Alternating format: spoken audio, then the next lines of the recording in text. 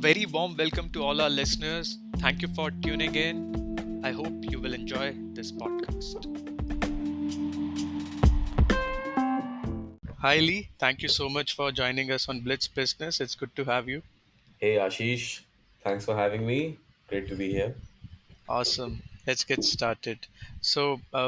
Lee, first tell us a little bit about yourself and then we dive deeper into it.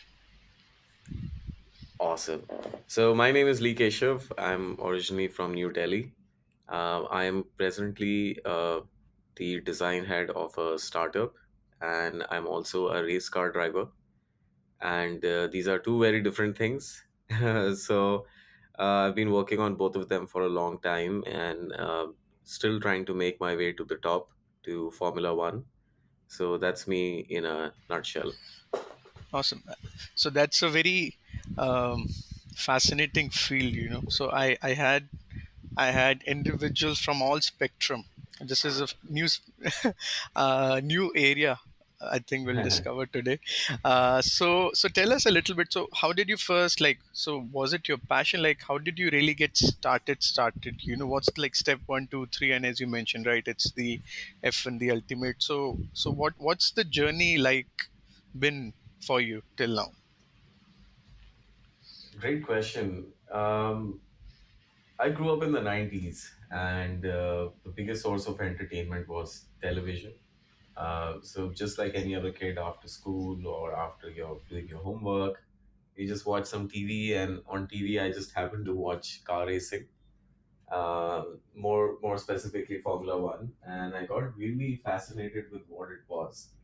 Um, I always had a feeling for speed. Like when I used to ride my bike as a kid, I would really enjoy going fast. And so it's something that I picked up very young in my age. I'm guessing that could be instinctive.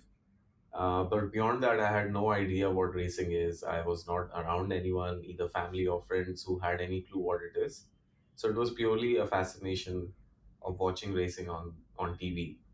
And as things moved on further, and I was in my early teens, internet became a very useful tool for me, which has actually decided my journey so far, as I picked up both my design path and my racing path from literally Google. I just searched for how do you become a racing driver, and whatever I could find, I started learning. Hmm. And there was this realization that this can actually happen. Like, why can't it not happen? Mm-hmm. So it was more of a what's the real reason why I'm not pursuing this? And apart from the fact that I didn't know anything, there was not really another reason for me at that point. And when you're a kid, like everything seems possible and nothing is impossible. So I guess that worked out as well. And yeah, I just started searching for training academies and stuff, and that's how I got my first break. Awesome. So it's basically, so what is that journey? So for example, the reason is like cricket, like everyone knows, you play for, I don't know, the first break comes in at Ranji level, national level, blah, blah, blah. Then you enter into the main team. So everyone is very well aware of this entire process. Everyone follows cricket, right? So for you, and for our listeners, what is that process? You enroll in an academy, then are there levels, etc., etc.? If we can share some, details, if for any other racer who wants to be, it's possible. Absolutely. So very similar to like any other sport, like you mentioned, cricket. You have your first you got to learn. So there's always some kind of an academy. Now in cricket, of course, you can kind of learn on your own as well. You can go to the field with your friends and practice. Racing is unfortunately a bit more difficult because you have to go to a racetrack and do it at a racetrack. A lot of people start with go karting. That's the foundation level of racing, and it could be something just going to one of these go karting locations and just driving there and understanding how you feel. Of course, you're a kid at this point, so parents have a huge impact and influence on your journey. So let's say your parents and you both have passion for something. Go karting is actually the best way to start, build your skills, and from that you go into like racing schools, which kind of teach you the fundamentals of driving, safety, racecraft, fitness, all of those things, and we have some in India as well. And once you've done that, then you enter kind of like a national championship, and that's where you get to race for the first time. So that would be your first actual competition race, and then you have to build your journey upwards. So you do your Hmm. national, then you do maybe like your continental kind of thing, which is let's say Asian Championship or Hmm. Middle Eastern Championship. Then you can end up in, let's say, the international championships, which happen in Europe and all around the world. And you build up from, let's say, Formula 4, Formula 3, Formula 2, and then eventually Formula 1. And Formula Hmm. 1 would be when you make it to the World Cup as part of the Indian cricket team. So all of this sounds very expensive, right? So how does someone enter and support this sort of sport? It is definitely very expensive. I didn't even know this when I was a kid, honestly. Otherwise, I would have not even started. But maybe that's a good thing. Hmm. Racing inherently is very expensive, unfortunately. Essentially, as I mentioned, you need a racetrack, you need a race car, you need all the safety equipment, you need the driving coach, you need engineers, mechanics. So it just becomes like very expensive to even go practice. Hence, I mentioned that a lot of kids practice when it's go karting because that's relatively so much cheaper. Hmm. And a lot of your core skills and your racecraft can be built in karting Hmm. before you go start racing bigger cars because then it becomes really expensive. So you don't drive as much. Your driving actually starts reducing as you go further in your career because it gets more and more and more expensive and restrictive. Because what they don't want is one individual super rich kid coming in and having an advantage by Hmm. spending way more than everyone else. Hmm. So as a result, they have a lot of restrictions now on how much practice you can do. So by the time you get to Formula 3, Formula 2, you can't just go and practice there whenever you want. It all comes under strict, regulations, making sure that you don't gain unfair advantage wherever you can just by spending more. So that's good to see. But yes, relatively, I would say it's one of the most expensive sports, or you could even say passions that people have. It's really expensive. Yes. And I also, just to clarify, so basically there is a regulation in place to make sure someone cannot practice more. Yes, there are multiple regulations like this. For example, Wow. let's say if you were having a race in India, Hmm. they would build some kind of a cool down, window where I can't just show up a day before and practice on my own. This Okay. way, anyone who's got like excess money can't just show up and start practicing before the others can. And this just ensures more fair racing for kids who can't just afford to go drive whenever they want. However, this is only at the top level. At Okay. Formula One level, you barely can practice without it being an official event. Hmm. And again, the goal is that others won't overspend compared to you. But of course, at a junior level, you can practice as much as you want. Oh, that's nice. That's nice. But an interesting regulation, Who would have thought, the saying is practice makes perfect, Hey, but hey, you gotta. Well, if the- you're a billionaire kid, then yes, it works for you. that's nice. And how young, or what was your first?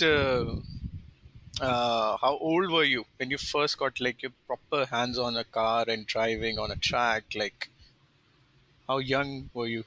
I was actually quite old. I was probably 14, 15 when Oh, I first took part in any training.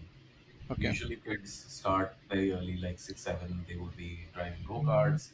By the time they reach 10, 11, they're already very fast in go-karts. And by the time they reach 13, 14, again, they are, stepping into the cars. So I was already late because I was probably 16 when I got into a race car. But I always approached it as a more technical and entrepreneurial kind of journey. So it kind of worked out for me because even though I didn't have that practice from younger times, I did have more obviously maturity at that point to be able to understand and learn. So idle age to get into racing, I would say would be somewhere 13, 14. Not too young, not too old. But there are instances where people have come in at 18, 19, even 20 and then made it all the way to Formula One. And what is the ecosystem like? Lee, in India for such kind of sports? Did you find a lot of support system, or it's very limited? Like, what was that sort of experience in terms of coaching, training, um, the ecosystem itself? Overall, very positive. When I started, there was less, and over the years, I've seen there's a lot more infra available to upcoming Indian racing drivers. We have a bunch of racetracks. So we have this racetrack in Noida called the Budh International Circuit, and that's a world-class facility. So in Hmm. terms of infrastructure, we have something like that. We have a racetrack in Chennai, and a couple of more around the country. And we also have some really good coaching and racing schools now available in India, because a lot of racers who have learned and raced themselves have gone ahead and opened their own racing schools. So I would say today India has one of the best grassroots level coaching and racing opportunities, because it's actually one of the cheapest in the world to get started.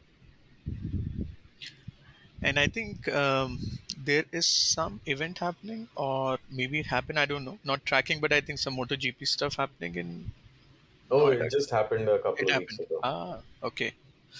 So does bikes also interest you, or cars is more interesting? Everything related to speed. So I love bikes as well.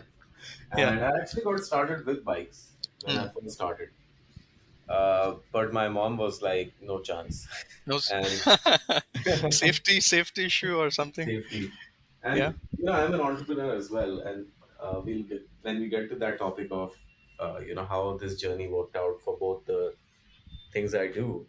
I also realize that if I'm racing a bike and if I fall and break a bone, I'm out of Hmm. work. Hmm. So it was something that even in my mind, I realized that, okay, I need to make sure that I'm as safe and fit as possible so I can function every day. Because as Hmm. much as I love the bikes, I knew like I'm gonna fall a bunch of times and break some bones. So Hmm. naturally, I guess I stepped back from that and went more into car racing, and it worked out pretty well. Oh, let's talk about your the entrepreneurship. So apart from racing, what keeps you occupied? So I have a full time job, like Mm-hmm. most of us.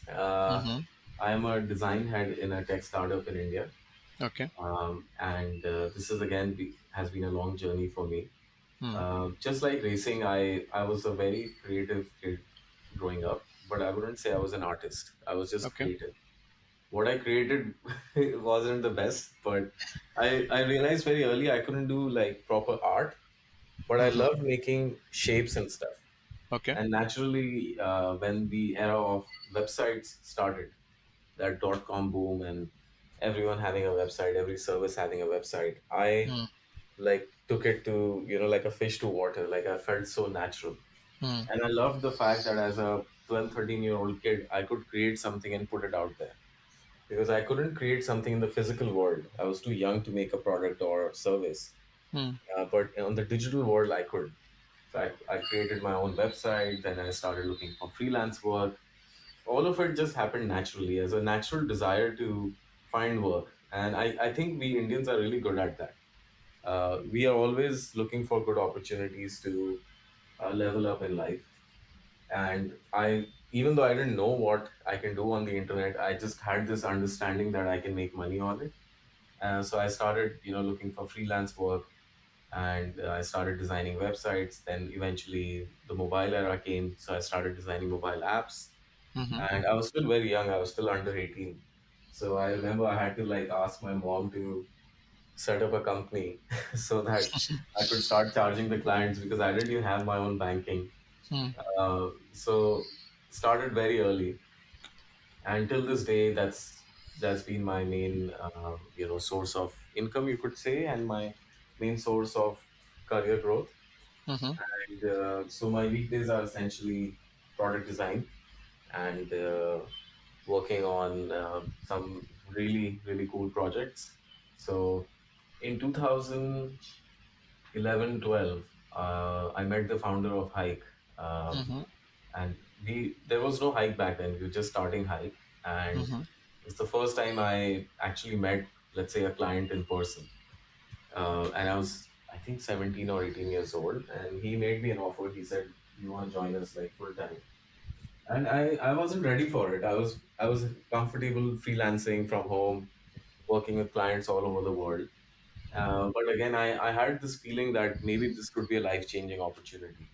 So I said yes to it, and I ended up in the office. And I have no professional experience of working around other professionals. I've only worked alone. So it was a huge learning curve. I got surrounded by the smartest people I've ever met, and it really changed the trajectory of my career.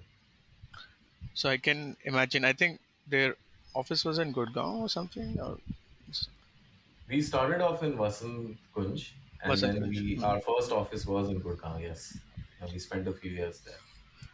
So I have an interesting question. How was the travel from Delhi to Gurgaon? Oh man, well, I discovered a lot in life, especially commute, and Yeah. I was like, why do people do this every day? I was so confused. Oh man, I There are mean, night. relatively, it was I mean, the roads were not as nice. There used Hmm. to be a toll, bunch of other Yeah. things. Yeah. So I would say it used to take the same amount of time because I think there was less traffic back then. This is Oh, like, yeah. 10 10 years ago. years. Yeah. Yeah. So there was definitely less traffic. In fact, I even remember some days where I would leave the office at 6, 7 p.m. and it would still be like normal traffic, nothing Oh. crazy. Very strange memories of going out in peak hours and reaching home on time. Gurgaon stories are always amazing. Oh yeah. I once visiting for a client meeting in Gurgaon.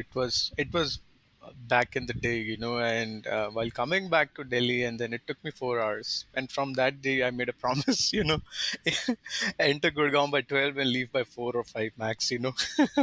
Oh yeah, yeah. Man, like that's another thing I just like I learned and I'm like, man, I can't do this stuff. Like I can't commute. So either I work off peak hours, or I Yeah. work remotely. But And, just being stuck in traffic is so inefficient. and especially for you, you like speed. It's totally opposite of speed. I know. It is it's slowest you can go. So I can imagine. Yeah, So yeah. Now we are remote, so I'm really happy.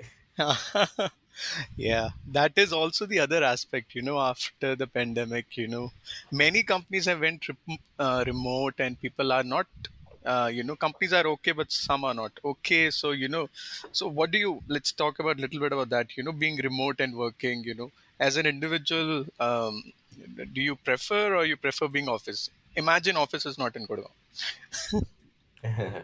Office could be anywhere. I have personally never enjoyed going to an office, and that's Okay. purely because I am self-taught. I freelanced from a very young age, Hmm. so I already built, I guess, my comfort zone of working from home.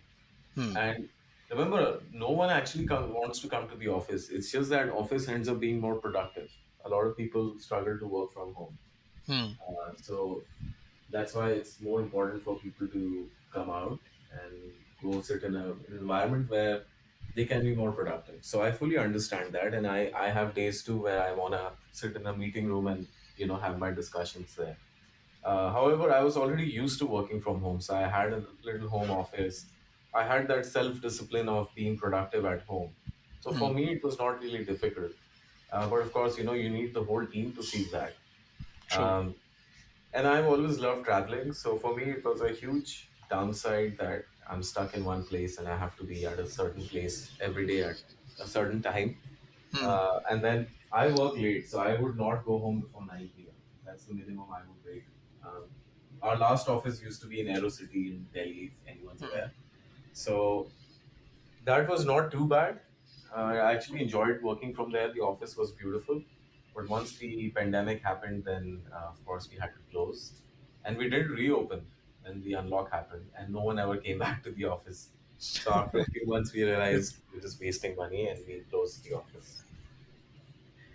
And what was so this question just came to my mind. So in terms of the design and everything, so what was your education background in? Do you study to become a designer, or it was again something you learned from the internet? So what was your education background? It's the latter. I learned myself. I'm self-taught. Like I mentioned to you earlier, I was creative and I loved creating, and designing became something that I could bring my passion and some kind of a career into. And they always say, I've always heard, do what you love or follow your passion. So for me, even though I was intrigued by technology as well, by engineering, and I always wanted to be an engineer, but then I realized that I was having more fun designing and being very technical with design as well. So that just naturally ended up complementing my way of thinking. So I was able to bring my technical mindset and my creative aspirations into a role. And then, of course, a lot of self learning, then getting the right mentorship, getting exposed to the right kind of environment also made a huge difference and really helped me elevate my skills and my intellect about what I do. So now looking like next couple of years, Keshav, like what's the plan? Like, what do you want? Like milestone in terms of milestone. What milestones you're looking at? Both from like as a designer and as a racer. Great question. It's so important to keep a track because time always flies.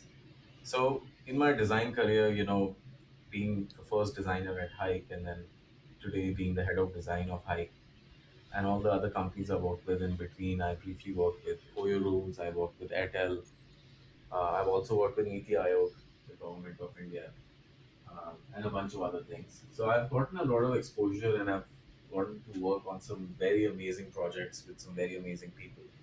And now I'm back at Hike. I've been there for 4 years now, and we recently pivoted to gaming, and we've been doing online gaming, skilled gaming, and I'm really enjoying that because it's a new challenge. It's a new kind of customer base, and for my self growth as well, being the head of design, there's a lot of mentorship you have to do.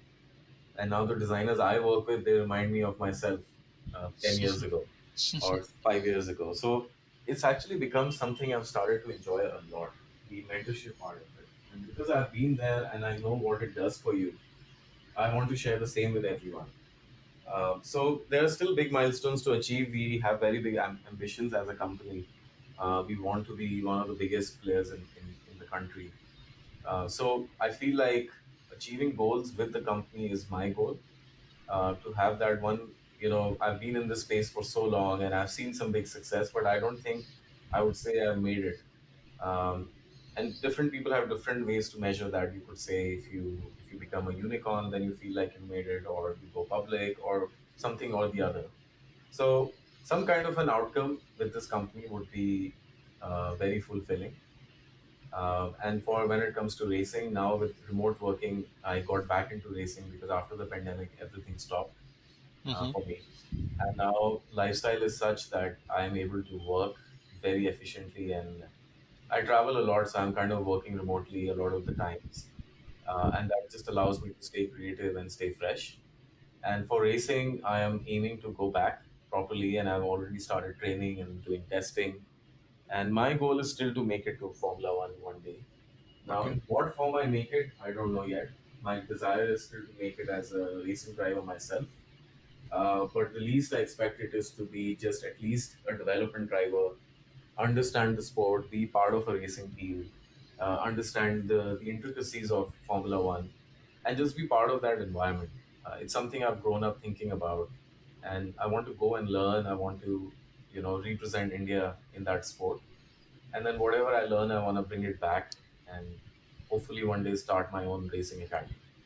So, Keshav, what is that step one, two, three you require to become that uh, F1? Like, where are you? Like, how far or what is needed to become like F1 as part of F1? Yeah. So F1 has very strict guidelines on how you can reach F1. So you have to Okay. race in Formula 3, you have to race in Formula 2, and you have to win a certain amount of points, Okay.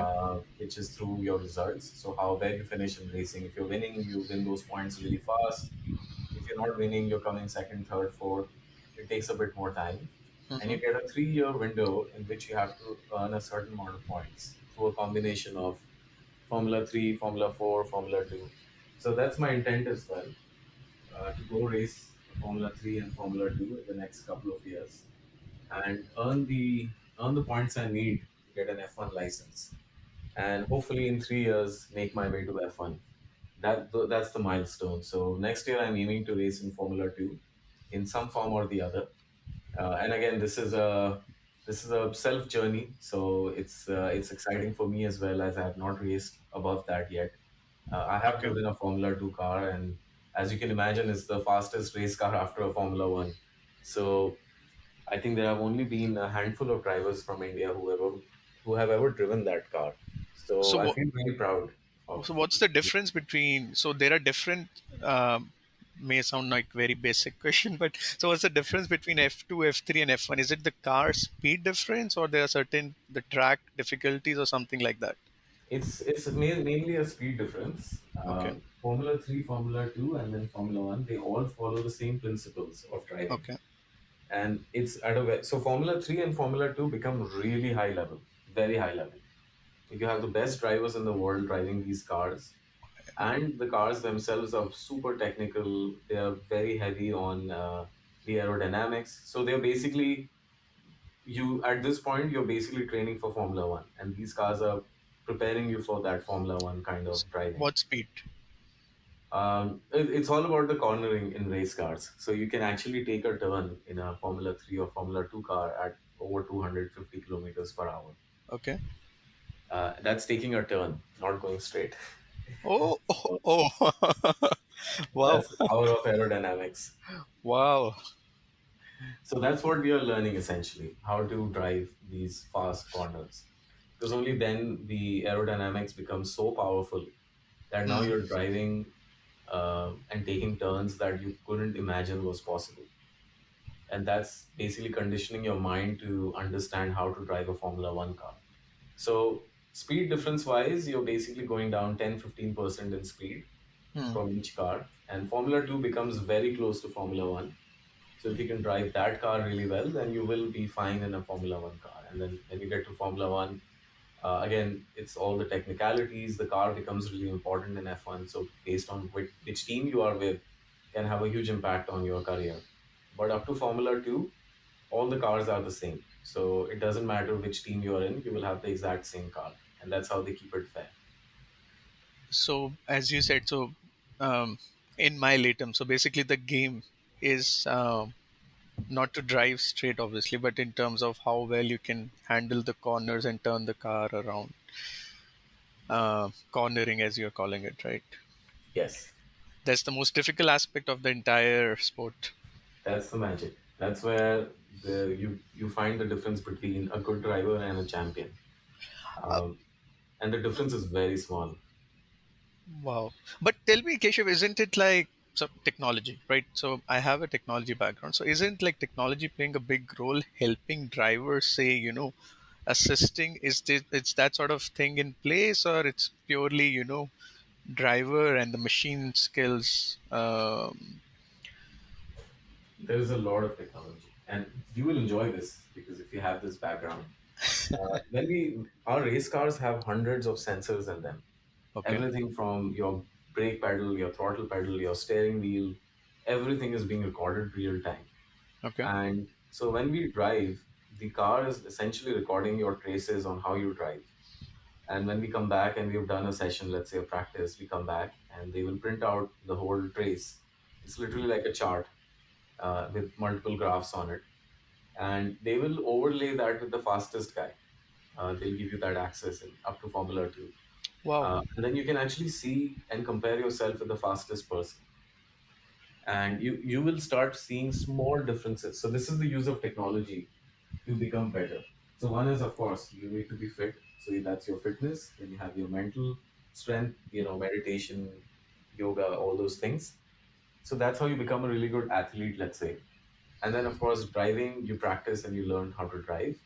But the final bit of percentages where you really are working towards winning, that's when technology really comes in.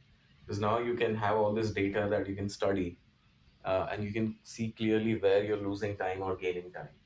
And I'm talking like very small amounts. So the difference between someone who's able to drive the race car really well Mm-hmm. and the difference, and from that to a person who actually can win, Mm-hmm. is so small.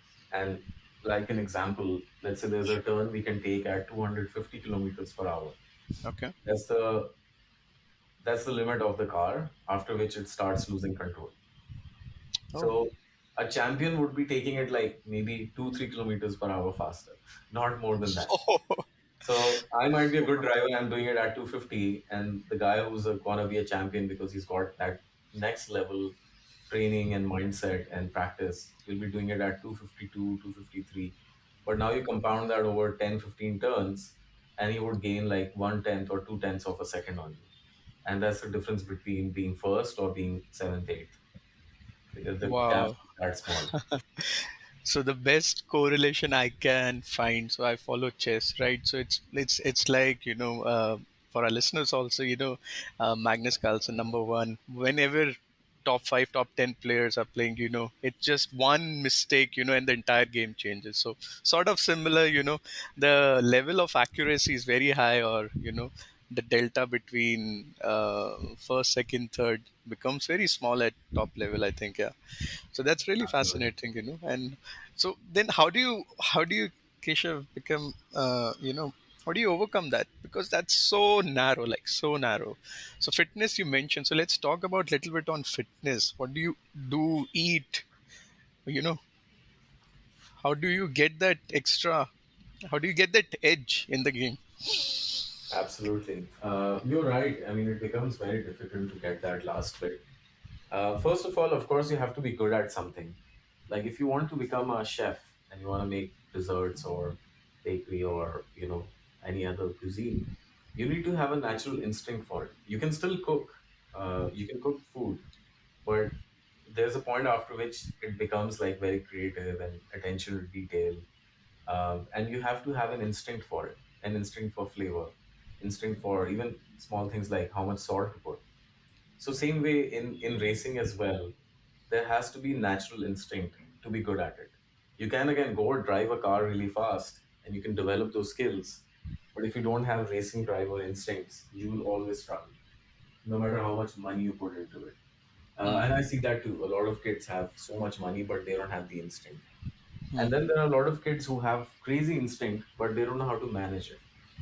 Either they are too aggressive, or they just don't have the resources or the fitness or something else. So in racing, one of the best things I love is it just teaches you to be good at everything, because you're playing at a very high level now, and it's something I feel like growing up, the society doesn't teach us like how to be a winner at a very high level. So, growing up, education, everything, it teaches you how to function in this world, but it won't teach you how to be a winner. And that is something you have to learn separately. And racing is something where you really understand like how intense the world is and how much is possible in this world to achieve. And I would say a lot of my success in my design career has actually come from the fact that I was exposed to racing and I learned the meaning of excelling in something. So you have to be good at everything. You have to be super fit. And I'm talking like very high level of fitness to just be able to drive the race car at full speed. So your cardio fitness, your muscle strength, your flexibility, that's the minimum you need to drive the car. Then on top of that, if you are mentally really strong, which again comes through meditation, yoga, mental exercises, then you have that advantage over there too. Because when you're racing, you're going really fast and you need to make a lot of decisions very fast. So you need to learn how to be calm, even under pressure. So it teaches you, it basically increases your tolerance for things in life. So for me, like in my daily life, I never get stressed because nothing can trigger my stress to a level where I'm in racing. Hmm. So it makes your life a lot better as well. So you have the fitness aspect, then you have the training. So of course, whatever driving you can do, we do a lot of simulator training now, just like pilots would do it, so that they can train like a plane, but without being on a plane, which is more expensive Right. and dangerous. So Hmm. same way we do simulator training, which basically helps us build our race car, understand the racetrack, understand the cars. So when we arrive at the racetrack, we're already prepared for it. And our mind already has visualized the whole racetrack. So when I start driving, I'm not learning the track itself because I've already played it like hundreds of times on the simulator. Hmm.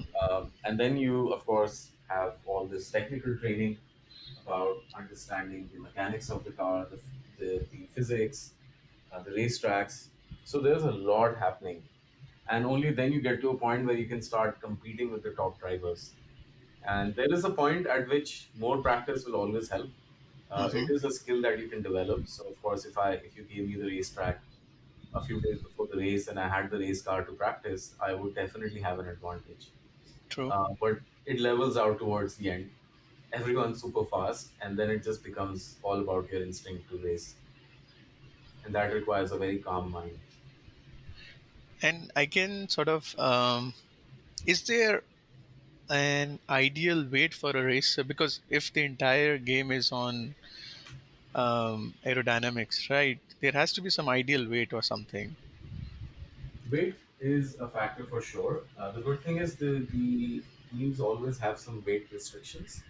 So this way, for bigger drivers, there is always a minimum weight. So they would say, okay, the minimum weight is 70 kgs. So let's say I'm 63, 64. Okay. Most drivers are very light. So we are all very lean and very thin. So even if you're 65, you can't keep that extra 5 kgs. So they will have to put some extra weight in the car Oh. to bring it up to 70 kgs. Hmm. So this way it remains safe for everyone. So the minimum weight restrictions do apply. But yes, of course, if you are, let's say, overweight, then you will Hmm. definitely struggle to even get in the race car because they're designed to be very small. So yeah, I see drivers who are like 6'1", 6'2", 6'4" as well, and Difficult you to have to fit. be super lean. Yeah, you have to be super lean to fit inside the car. And I was reading this thing like after every race, the racer lose almost 8 pounds. Is it true? Yes, yes, absolutely. You lose a lot of weight. So when you start racing, you are so deep in adrenaline, you don't really notice how much you're sweating. And it gets really intense, like super intense. But you're in the zone because you're controlling a vehicle that you can't just stop when you want to. You're racing till the end. So let's say if a race is 45 minutes or max an hour, Formula One is generally the longer race. It's like almost 2 hours. The races I've done could be as much as 45 minutes, 1 hour max. Hmm. So it's about duration. So in Formula One, they definitely lose 4 5 kgs. But as we reduce the duration to half, I would generally lose 2 3 kgs. But it is true. Like at the end of the race, you Wow. are 2 3 kgs lighter because you Wow. burned so many calories. Oh, it's the best weight losing program. No, I mean, why don't they promote it if it is the quickest result I've ever seen? I know it's crazy, right? Like in 1 hour, you lose 2 3 kgs. Yeah, people struggle to lose that kind of weight in months. I've seen. I've discovered once I was racing in Qatar, which is actually where the F1 race is happening this weekend. I was racing there, and it was an evening race, so it looked very innocent. It was like, it's not that hot. Hmm. It's nice weather, so should be fine. But I didn't account for the humidity. So we got in the race car and we did the first race. And I'm not kidding, man. After the race, I could barely get out of the car. I was gone. Wow. Like adrenaline kept me going when I was racing, and the moment the race ended, my hands, legs, body just froze up. I couldn't like even turn the steering wheel anymore. And I came back to the pit lane and I had to get out of the car, but I couldn't get out of the car. My muscles just wouldn't respond. I had completely burnt myself out, and Oh. I must have lost like 3 kgs or more in that 1 hour. So they had to literally pull me out of the car, and then I drank some water and some electrolytes, and that's when I felt like normal again. So it took me after the race, it took me an hour to get back into like normal, mind because I had a huge headache. I was feeling dizzy. I felt like high, to be honest. Like, someone mixed something in my food or something, and something is not right. Like, have I taken some really strong medicine? Yeah. Or so it took me an hour to like feel like sober and normal again because my head was spinning and I could barely understand what people were talking about. So that was my experience, and then I went on and trained a bit more and became even fitter so that it didn't happen again. But I've seen guys like passing out in front of me from, Wow. just that dehydration. Quite taxing on your body and mind. Wow. I mean, I have, so from from spectator perspective, so I've only seen once, and I somewhere in Europe, I don't know where it was, long time back, race car. And I was wondering, because I was a kid that time, maybe, so I was wondering, the car came and whoosh, it just went. It's like, what are people enjoying? I cannot even see the car, because it was too fast for me, and I sort of, it took me by a surprise. I was a kid or something, and I fell like 2 3 steps. It was too fast. So from perspective of viewers and everything, um, how is supposed to someone who is there on the ground supposed to enjoy or something? I don't know if it makes sense or not, but from me as a kid, I remember this particular scenario. I just fell and I was like, wow, that was just too fast. Yeah, you're right. So, I mean, honestly, like racing is more fun to watch on the TV Yeah. because it's designed for the TV. So, Hmm. you have all these camera angles, the commentary. So you're always seeing the best stuff. Yeah. And Yeah. you get used to that. You get used to watching a race car coming a certain way, looking on the screen. So when you go to the race, you're sitting in one place. Now you don't have the access to all of the camera angles. Um, so it's just a different kind of enjoyment. Then it becomes more about the environment, the atmosphere, the energy, the sounds. It becomes more about that, not more Hmm. about the racing itself. Like I've been to a bunch of races and I actually sometimes got really bored just seeing a car. And I was like, oh my God, it's so much better on TV. And then I realized that everyone thinks it's better on TV. I'm not the only one. Yeah. Uh, Yeah. but when you go there, it's more about like, it's like watching your favorite artist on the stage, even if that person is like right across the stadium and you can True. barely see them. But you True. can feel their energy, you can hear them sing live. So it's something like that. So even if you're not very close to the race car, it's about feeling that energy in the environment and seeing them in person, seeing your idols in person, and just having that kind of festival feeling. And I've seen this in Europe a lot. Like the whole families come, they all camp, Hmm. they're there for 3 4 days. It's like a festival for them. Yes. And I guess it's more about that, like just living that passionate life about cars and speed and racing, and it just becomes like a nice festival where you can go and enjoy. So watching the race itself is the least fun part. Everything before and after is why you're there. You're there for the music, you're there for the food, Yeah. you're around like-minded people, and Yeah. you can just hear all these race cars. You can see so many cars. So it's more about those things. And then yes, of course, the race happens for an hour or two, and Yeah. you watch it, and if you're lucky, you might get treated to a really good race and maybe your favorite driver would win. So there is Yeah. thrill there. But purely from viewing it, it's actually more fun on TV. Yeah. That's awesome. Awesome. Well, thanks a ton, Keshav, for your time and being so candid, and sharing your experience. And, we wish you really all the best for your upcoming races. And, it's such an important aspect. I mean, the way you described, how it it makes you ready for other aspects in your life, like any other sports also. But in terms of, how it can help you as an entrepreneur or someone else, to tackle things outside race, because it prepares you, and how difficult it is, sharing those insights. So thanks a ton, Keshav, for your time, and anything you want to share from your side. I really appreciate, and I'm so happy I got to share some stuff about my racing and my journey. So thanks for giving me that opportunity. And see, the biggest thing that I have gained and learned from racing is self discipline and the understanding that anything is possible. We just need to push ourselves. So I'm sure there are a lot of people out there who have passions and hobbies that they want to pursue, but life is designed in a way where you really can't.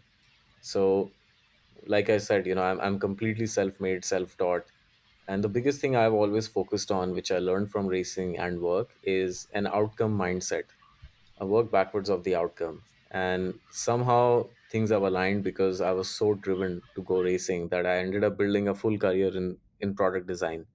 So I really hope this inspires people to go explore their passions. Maybe someone really loves to play the cricket, or someone wants to learn the guitar. Like, just start somewhere and just fulfill those that calling that you have inside you, some kind of passion that's calling you, but you're not able to respond to it.